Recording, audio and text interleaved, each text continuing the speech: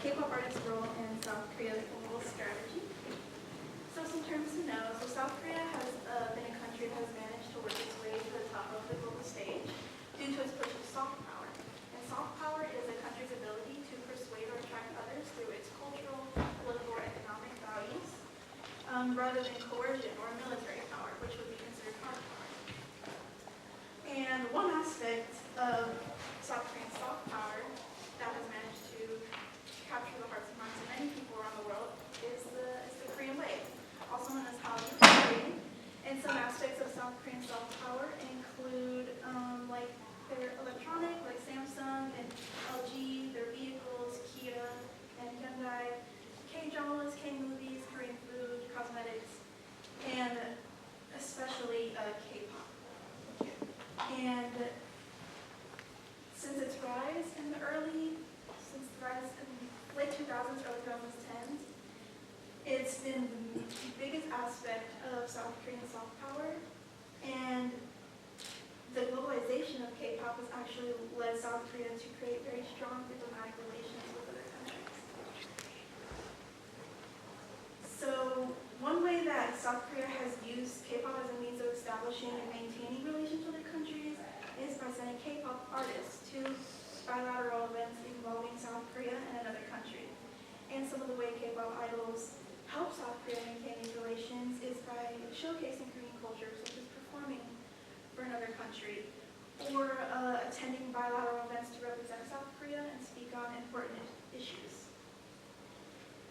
So, to guide me on this research, I came up with two research questions. How have K-pop artists engaged in building and maintaining South Korean diplomatic relations with other countries? And how has this impacted South Korea's current diplomatic standing in the world?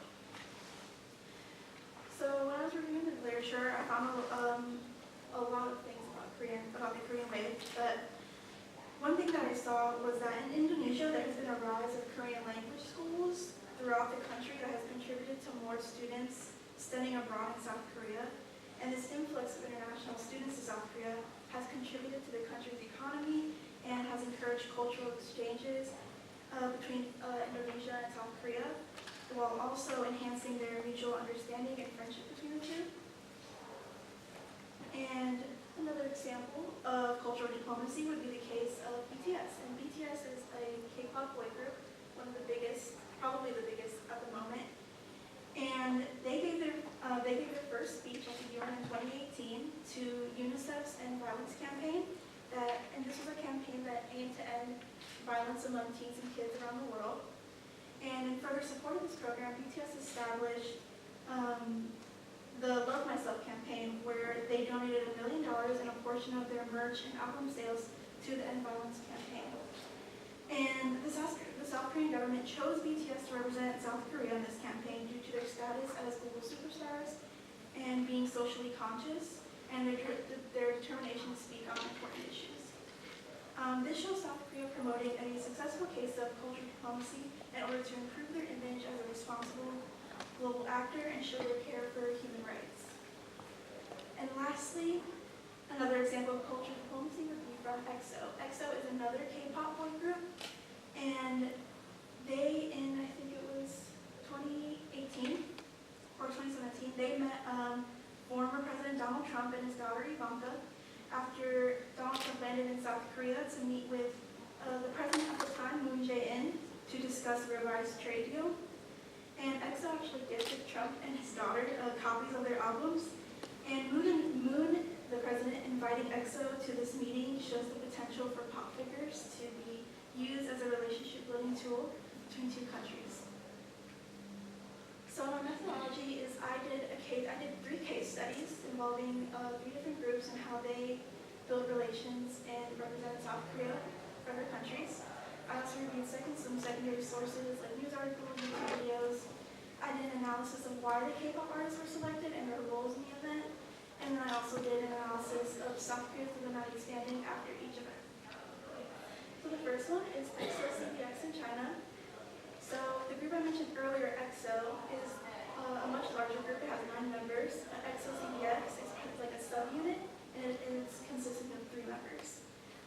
So some background on this is that South Korea and China in 2016 they had a year-long dispute because in 2016 the U.S. installed a defense system called THAAD, which is Terminal High Altitude Area Defense in South Korea.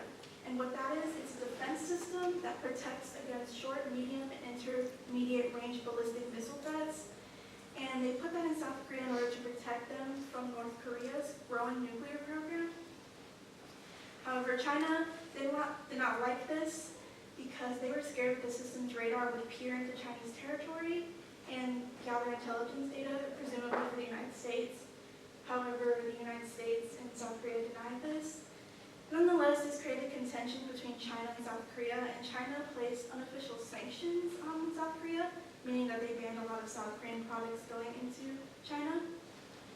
And in order to combat this, Moon Jae-in, the same president from earlier, decided to create the Korea-China Economic and Trade Partnership, where he would meet with Xi Jinping in order to discuss some new trade deals. And he brought along ExoCBX because before this dispute, they are a group that sings in both Korean and Chinese, so they had a very large Chinese audience. And this was an attempt from Moon Jae-in to regain that lost Chinese audience by inviting them over. And he also wanted to just solve problems quickly and in a timely manner. And after this, China and South Korea relations did improve. China eventually lifted those sanctions off. And this actually boosted South Korea's diplomatic standing a little bit because this was the first event in which K-pop idols were brought to a bilateral event. So next is Red Velvet. This is a K-pop girl group. They were formed in 2014, and this was an event where they performed in North Korea. So this was an event called Spring is Coming, and it was kind of an aim to create friendlier relations between South Korea and North Korea, where they would have multiple South Korean artists perform alongside North Korean artists. And this was also some kind of a way for them to have a possibility of reunification in the future.